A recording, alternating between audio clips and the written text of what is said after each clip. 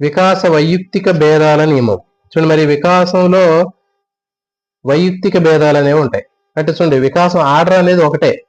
Okay, order అనేది జాగ్రత్తగా చూడండి. ఇక్కడ వికాస వైయక్తిక భేదాల నియమంలో ఏం చెప్తుందంటే, వికాసంలో వైయక్తిక భేదాలు ఉంటాయి అని చెప్తున్నాడు. అంటే వైయక్తిక భేదాలు అంటే చెప్పిన మనం ఇండివిజువల్ డిఫరెన్సెస్ అని చెప్పాం. అంటే ఒక వ్యక్తికి ఇంకో వ్యక్తికి ఉండేటటువంటి భేదాన్ని వైయక్తిక భేదాలు అని చెప్పారు. కాబట్టి మరి వికాసంలో కూడా ఒక వ్యక్తికి ఇంకో వ్యక్తికి తేడా అనేది ఉంటుంది, కానీ ఆర్డర్ మాత్రం ఒకటే.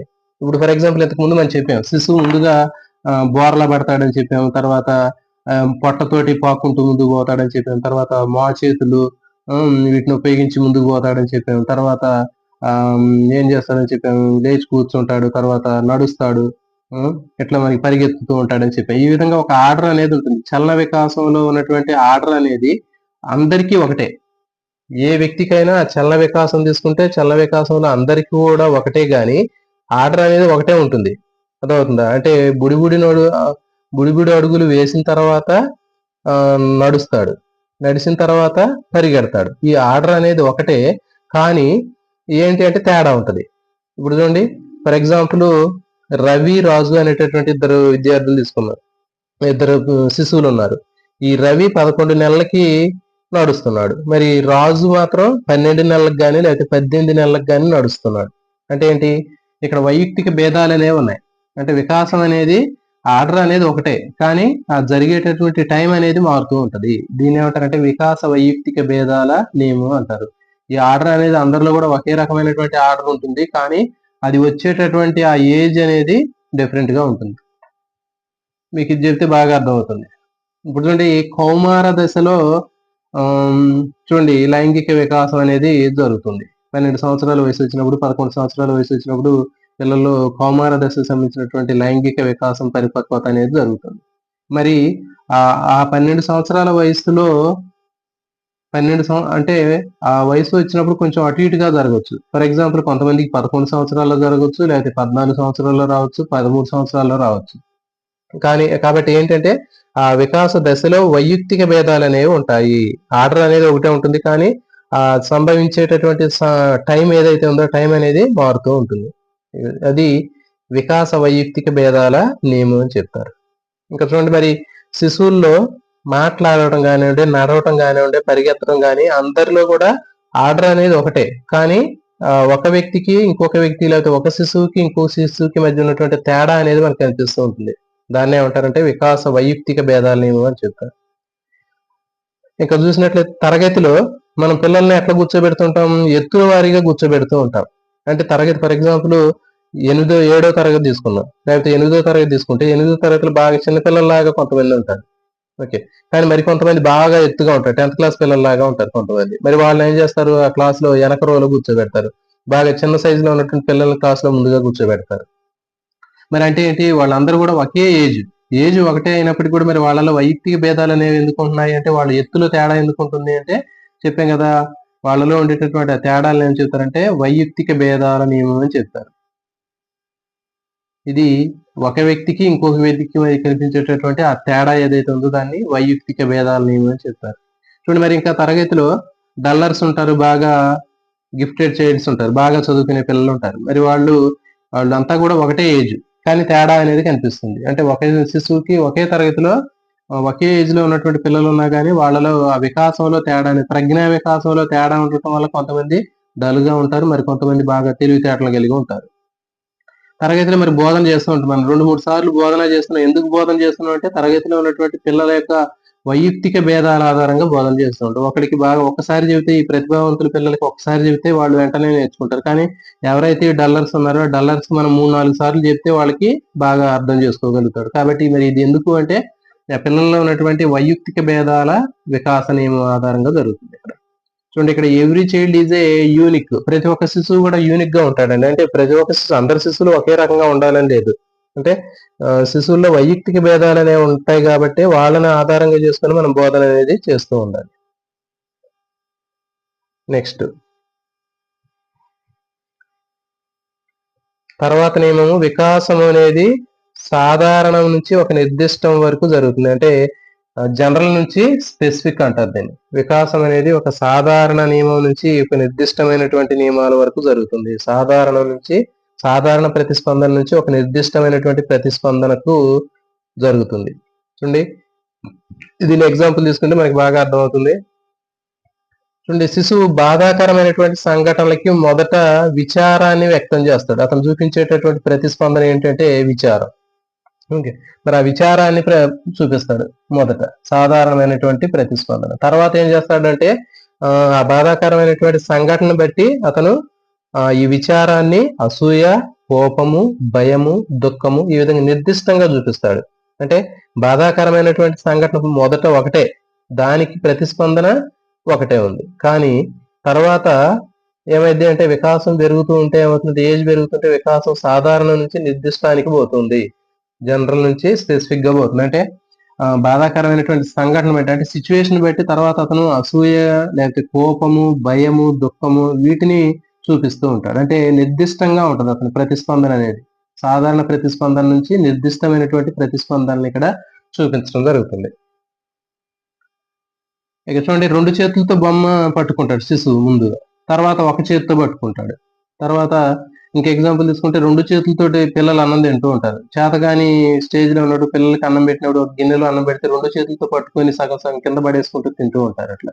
కానీ తర్వాత ఏం చేస్తాడంటే ఆ 2 చేతుల నుంచి ప్రత్యేకంగా ఒకే చేతితోటి అన్నం తీసుకొని తినటం జరుగుతుంది. అంటే సాధారణ నుంచి నిర్దిష్టమైనటువంటి ప్రతిస్పందన చూపిస్తున్నాడు. తర్వాత ఇంకా శిశువులు చేసేటటువంటి, పిల్లలు చేసేటటువంటి పనులన్నీ కూడా ఆ సాధారణ నుంచి నిర్దిష్టంగా చేస్తూ ఉంటారు. ఫర్ ఎగ్జాంపుల్, పిల్లల్ని ఓడమని చెప్తే ఏదన్నా చీపురు 2 చేతులతో పట్టుకుని ఊడుస్తూ ఉంటారు. తర్వాత వాళ్ళు వయసు పెరుగుతుంటే ఏం చేస్తారంటే 2 చేతులతో వదిలేసి తర్వాత ఒక చేతితో చేస్తూ ఉంటారు. తర్వాత ఇంకా స్నానం చేయమన్నప్పుడు ఆ డబ్బా గాని, మగ్గు గాని పట్టుకునేటప్పుడు 2 చేతులతోటి ఆ డబ్బాని గాని, మగ్గుని గాని పట్టుకుంటారు. తర్వాత ఒక చేతితో పట్టుకుంటారు. కాబట్టి ఇది ఏంటి అంటే వికాసం సాధారణం నుంచి నిర్దిష్టం వైపుకు జరుగుతుంది. సాధారణ ప్రతిస్పందన నుంచి నిర్దిష్టమైనటువంటి ప్రతిస్పందనలకి జరగటం అనేది దీనికి సంబంధించింది. అందుకే శిశువులకి, పిల్లలకి పాఠాలు చెప్పేటప్పుడు సాధారణమైనటువంటి భావనలు బోధించిన తర్వాత మౌలికమైనటువంటి భావనల్ని బోధించాలి. అంటే జనరల్ గా ఉన్నటువంటి కాన్సెప్ట్లు చెప్పిన తర్వాత స్పెసిఫిక్ గా ఉన్నటువంటి మౌలిక భావనల్ని బోధించాలి. ఇటువంటి ఫర్ ఎగ్జాంపుల్ మనకు ఉండేటటువంటి పుస్తకాల్లో ఉండేటటువంటి కాన్సెప్ట్లు కూడా ఇదే విధంగా ఉంటాయి. ఇటువంటి ఫర్ ఎగ్జాంపుల్, శిశువుకి జ్ఞానేంద్రియాలు 6-7 తరగతిలో మనం చెప్పేటప్పుడు జ్ఞానేంద్రియాల గురించి జనరల్ గా చెప్తారు. కానీ తర్వాత 9th 10th పై క్లాస్ లో పోయేటప్పుడు ఆ జ్ఞానేంద్రియాలకు సంబంధించినటువంటి ఎక్కువ డెప్త్ గా చెప్తూ ఉంటారు. అంటే అసలు కన్ను ఎట్లా ఉంటుంది, చెవి ఎట్లా ఉంటుంది, ఇంటర్నల్ స్ట్రక్చర్ ఎట్లా ఉంటుంది, కన్ను ఎట్లా పనిచేస్తుంది, చెవి ఎట్లా పనిచేస్తుంది. సో ఈ విధంగా మనకి నిర్దిష్టమైనటువంటి అంశాలు అనేవి ఉంటాయి. నెక్స్ట్ శ్వాసక్రియ ఉంటుంది. 7వ తరగతిలో జనరల్ గా శ్వాసక్రియ అంటే ఏంటి, దాంట్లో రకాలు ఏంటి అనేవి మనకి ఇస్తారు. కానీ 9, 10 తరగతులకు వచ్చిన తర్వాత ఈ శ్వాసక్రియలో రకాలు ఏంటి, ఇంకా తర్వాత చేపల్లో ఎట్లా శ్వాసక్రియ జరుగుతుంది, మానవుడిలో ఎట్లా శ్వాసక్రియ జరుగుతుంది, ఇవన్నీ కూడా మనం డీటెయిల్ గా నేర్చుకోవడం జరుగుతుంది.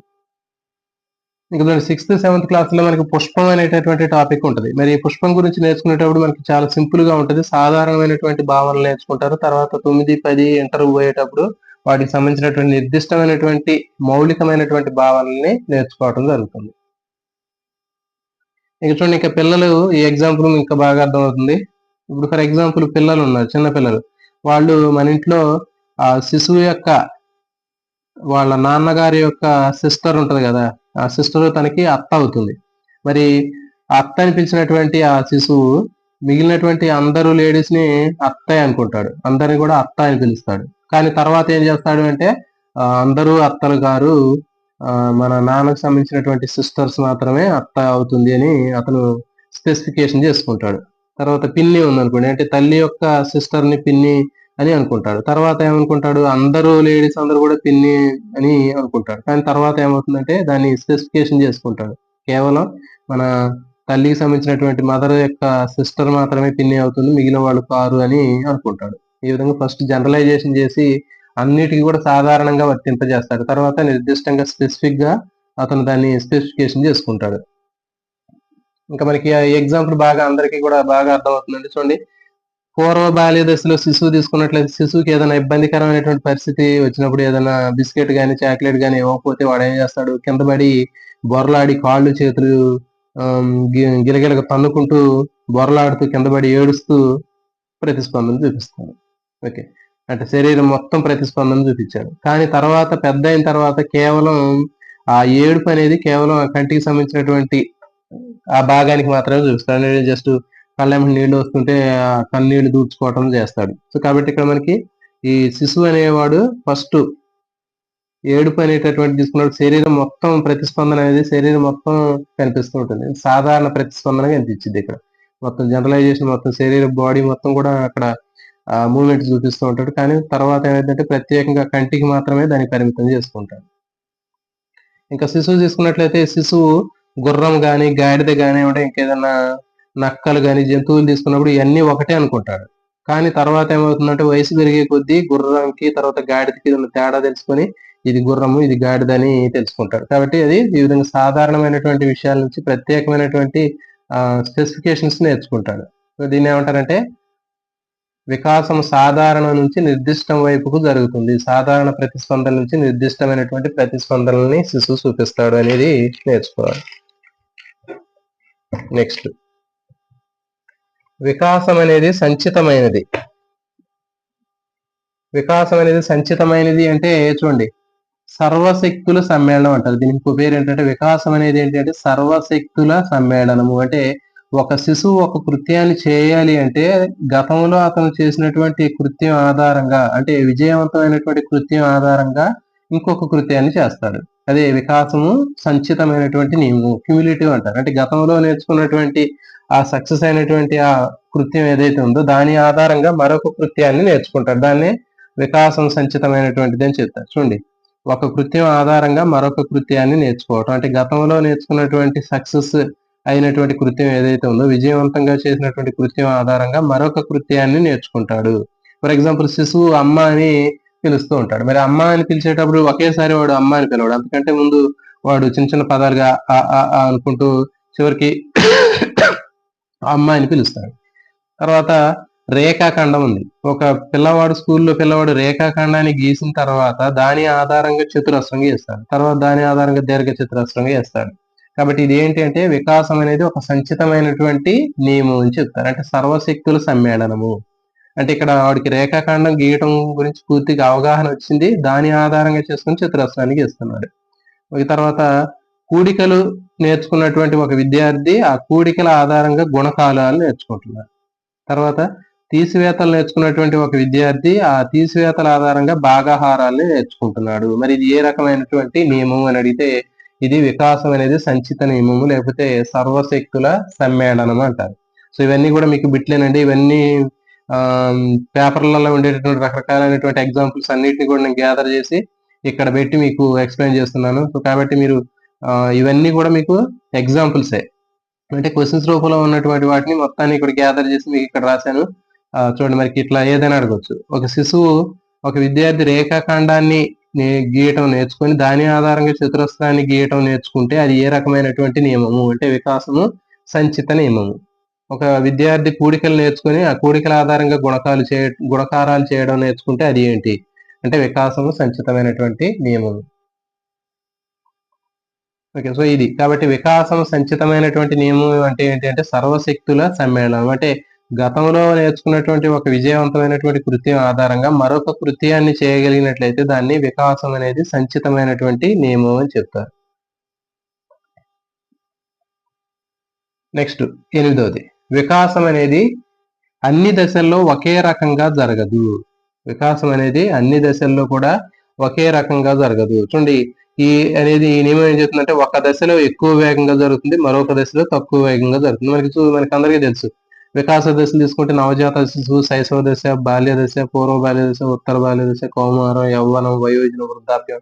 సో ఇట్లా దశలన్నీ ఉన్నాయి. మరి అన్ని దశల్లో కూడా వికాసం అనేది ఒకే రకంగా ఉండదు. ఒక దశలో ఎక్కువ వేగంతో జరగవచ్చు, మరొక దశలో తక్కువ వేగంతో జరగవచ్చు. కాబట్టి ఇదే ఏం చెప్తుందంటే వికాసం అన్ని దశల్లో ఒకే రకంగా జరగదు అనేటటువంటి నియమం. ఒక దశలో ఎక్కువ వేగం ఉంటుంది, మరొక దశలో తక్కువ వేగంగా జరుగుతుంది. ఫర్ ఎగ్జాంపుల్ శైశవ దశ తీసుకున్నాం అనుకోండి, పెరుగుదల అనేది బాగా వేగంగా జరుగుతుంది, ఎక్కువ వేగంగా జరుగుతుంది. మరి ఉత్తర బాల్య దశ తీసుకుంటే ఉత్తర బాల్య దశలో పెరుగుదల అనేది మిగిలినటువంటి దశల కంటే చాలా తక్కువగా జరుగుతుంది. ఓకే, నెక్స్ట్ ఒక కౌమార దశ తీసుకుంటే కౌమార దశలో ప్రజ్ఞా వికాసం అనేది బాగా వేగంగా జరుగుతుంది. కాబట్టి వికాసం అనేది అన్ని దశల్లో ఒకే రకంగా జరగదు. ఒక దశలో ఎక్కువ వేగంగా జరగచ్చు, మరొక దశలో తక్కువ వేగంగా జరగచ్చు. ఫర్ ఎగ్జాంపుల్ ఇప్పుడు మనకి బీఈడి రాసినటువంటి వాళ్ళు బీఈడి కంప్లీట్ అయిపోయింది. కంప్లీట్ అయిన తర్వాత ఇప్పటికి కూడా కొంతమంది ఒక దాదాపు 20 ఇయర్స్ బ్యాక్ బీఈడి అయిపోయినటువంటి వాళ్ళు ఇప్పుడు మళ్ళీ ఆ డిఎస్సి రాయాలంటే టెట్ రాయమని చెప్తున్నారు. మరి కాబట్టి మరి వాళ్ళు టెట్ రాయాలంటే ఒక 20 ఇయర్స్ తర్వాత వాళ్ళు బీఈడి చేసేటప్పుడు చదువుకున్నటువంటి ఎంతైతే ప్రజ్ఞతోటి నేర్చుకున్నారో మరి అంతే స్పీడ్ తోటి మరి ఇప్పుడు నేర్చుకోలేరు. మరి టెట్ రాసేటప్పుడు వాళ్ళు ఎప్పుడో గతంలో నేర్చుకున్నటువంటి ఆ లెక్కలు కానీ ఎప్పుడో మర్చిపోయి మొత్తం ఇప్పుడు వాళ్ళు మళ్ళీ గుర్తు చేసుకొని నేర్చుకోవాలంటే నేర్చుకోలేరు. కాబట్టి ఎందుకంటే వాళ్ళ వికాసం అనేది ప్రజ్ఞా వికాసం అనేది మెమరీ పవర్ అనేది తగ్గిపోతూ ఉంటుంది. కాబట్టి ఇది ఏంటి అంటే మనకి వికాసం అనేది అన్ని దశల్లో కూడా ఒకే రకంగా జరగదు అనేటటువంటి నియమం.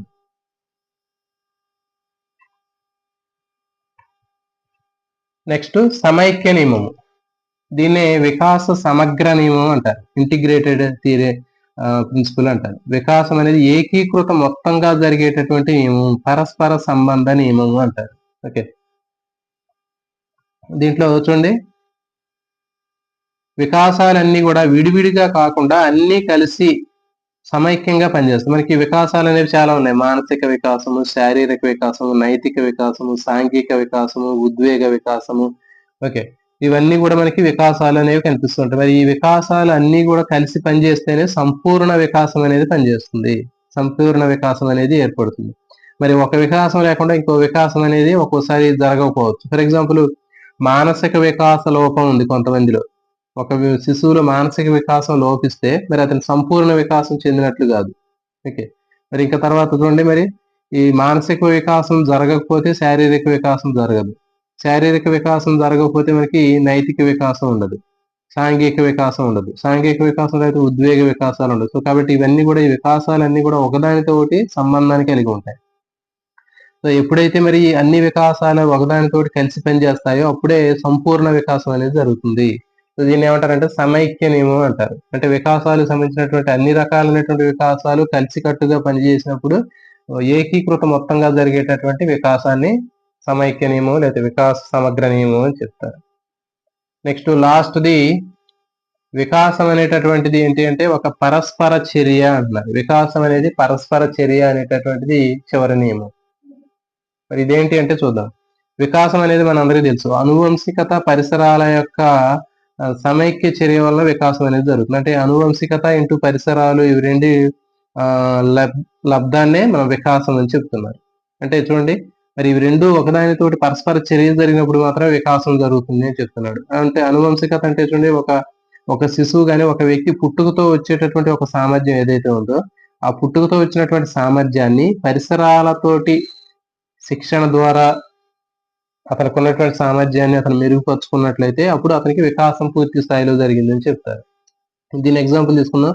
ఒక మంచి సింగర్ ఉన్నాడు, ఒక మంచి గాయని లేదా పాటలు పాడేటటువంటి ఒక వ్యక్తి ఉన్నాడు. మరి ఆ పాటలు పాడటం అనేటటువంటిది ఏంటంటే అతనికి సామర్థ్యం, పుట్టుకతో వచ్చినటువంటి ఆ పాటలు పాడే సామర్థ్యం ఉంది అతనికి. మరి ఆ పాటలు పాడేటటువంటి సామర్థ్యాన్ని బయట పరిసరాల సంబంధించినటువంటి అంశమైనటువంటి శిక్షణ ద్వారా అతను దాన్ని మెరుగుపరుచుకున్నాడు, ఆ సామర్థ్యాన్ని మెరుగుపరుచుకున్నాడు. శిక్షణ ద్వారా అతనికి ఉన్నటువంటి పుట్టుకతో వచ్చినటువంటి ఆ సామర్థ్యాన్ని శిక్షణ ద్వారా అతను మెరుగుపరుచుకున్నాడు కాబట్టి అప్పుడు వికాసం అనేది జరిగింది. సో కాబట్టి దీన్ని బట్టి ఏం చెప్తారంటే వికాసం అనేది పరస్పర చర్య. దేని పరస్పర చర్య అంటే అనువంశికత పరిసరాల యొక్క పరస్పర చర్యనే మనకి ఇక్కడ వికాసం అనేది చెప్పడం జరుగుతుంది. మరి తరగతి గదిలో మనకి పాఠశాలలు కానీ తరగతి గదులు కానీ మనకి మంచి మంచి రంగురంగులు బొమ్మలు, పెయింటింగ్లు, తర్వాత ఇంకా మ్యాపులు, శాస్త్రవేత్తలు ఇవన్నీ కూడా బోర్డు తరగతి గదుల్లో రాస్తూ ఉంటారు. పాఠశాల గదుల మీద కానివ్వండి లేకపోతే తరగతి గదులు గోడల మీద కూడా రాస్తూ ఉంటారు. మరి ఏంటంటే ఒక విద్యార్థి నేర్చుకునేటటువంటి అంశాలు ఈ పరిసరాల నుంచి కూడా నేర్చుకుంటాడు. సో కాబట్టి ఇది ఏంటంటే మనకి వికాసం అనేది పరస్పర చర్య అని ఎగ్జాంపుల్ గా చెప్పవచ్చు. సో ఇప్పుడు మనకి ఇవి దీని 10 రకాలైనటువంటి నియమాలు. ఇక్కడ మనం ఒకటి చూద్దాం.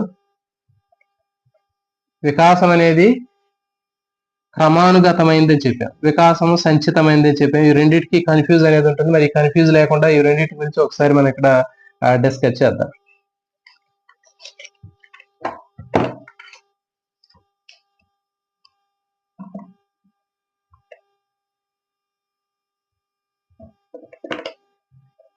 చూడండి, వికాసం అనేది క్రమానుగతమైందని చెప్పాము, వికాసం అనేది సంచితమైందని చెప్పాము. అంటే క్రమానుగతమైంది అంటే శిశువులో వికాసం అనేది ఒక ఆర్డర్ ప్రకారం జరుగుతుంది, ఒక సిస్టమేటిక్ గా క్రమ పద్ధతిలో జరుగుతుంది. ముందు జరిగేది ముందు జరుగుతుంది, తర్వాత వెనక జరిగేది వెనక జరుగుతుంది అని చెప్పాం. అంటే శిశువు ఫర్ ఎగ్జాంపుల్ మనం ఇంతకుముందు చెప్పాం, బోర్లా పడటం, ఓకే, తర్వాత చేతులతో పట్టుకొని ముందుకు డేక్కుంటూ ముందుకు పోవడం, తర్వాత బుడి అడుగులు వేస్తూ నడవడం, తర్వాత చిన్నగా నడవడం, తర్వాత పరిగెత్తడం. సో ఇవన్నీ ఈ ఆర్డర్ ఏదైతే ఉందో చలన వికాసాల్లో ఇది ఒక క్రమమైనటువంటి ప్రకారం జరుగుతుందని చెప్పాం, ఒక ఆర్డర్ సిస్టమేటిక్ గా జరుగుతుందని చెప్పాం. అంటే బుడి అడుగులు వేసిన తర్వాతే నడుస్తాడని చెప్పాం, కానీ నడిచిన తర్వాత బుడి అడుగులు వేయడు, తర్వాత నడిచిన తర్వాత పరిగెడతాడు, కానీ పరిగెట్టిన తర్వాత నడవడు. ఓకే, కాబట్టి ఇది ఏంటంటే ఒక క్రమమైనటువంటి పద్ధతిని పాటిస్తుందని చెప్పాం, అది గుర్తుపెట్టుకోండి, ఇది క్రమానుగతమైంది. సో దీన్ని బట్టి ఏంటంటే టెన్సులు, ఒక శిశువుకి ముందు టెన్స్ అనేటటువంటివి చెప్పిన తర్వాత ఇంగ్లీష్ లో గ్రామర్ లో వాయిస్ అనేది చెప్పటం, లేకపోతే వాయిస్ చెప్పడానికంటే ముందు టెన్స్ చెప్పడం అనేది ఏంటంటే క్రమానుగతమైనటువంటి నియమము. శాతాలు చెప్పిన తర్వాత బారువడ్డీలు చక్రవడ్డీలు చెప్పడం, లేకపోతే చక్రవడ్డీ బారువడ్డీ చెప్పడానికంటే ముందు శాతాలు చెప్పడం ఏది అంటే క్రమానుగతమైంది అని చెప్పాలి. ఓకే, తర్వాత అక్షరాలు పదాలు నేర్పిన తరువాత వాక్యాలు నేర్పడము అనేది ఏది అంటే క్రమానుగతమైనటువంటి నియమం. తర్వాత సరళమైనటువంటి పదాలు నేర్పిన తర్వాత సంక్లిష్టమైనటువంటి పదాలు, లేదా సరళ భావాలు నేర్పిన తర్వాత సంక్లిష్ట భావాలు నేర్పడం, లేదా సంక్లిష్ట భావాల కంటే ముందు సరళ భావాలు నేర్పడం అనేది ఏదంటే క్రమానుగతమైంది. తర్వాత ఇక్కడ చూడండి, వృత్తాలు నేర్చుకున్న తర్వాత త్రిభుజాలు చతురస్రాలు నేర్చుకోవడం, లేకపోతే త్రిభుజాలు చతురస్రాలు కంటే ముందు వృత్తాలు నేర్చుకోవడం అనేది క్రమానుగతమైంది. నెక్స్ట్ అంకెలు నేర్చుకున్న తరువాత సంఖ్యలు నేర్చుకోవటం, లేకపోతే సంఖ్యల కంటే ముందు అంకెలు నేర్చుకోవటం అనేది క్రమానుగతమైనటువంటి నియమం.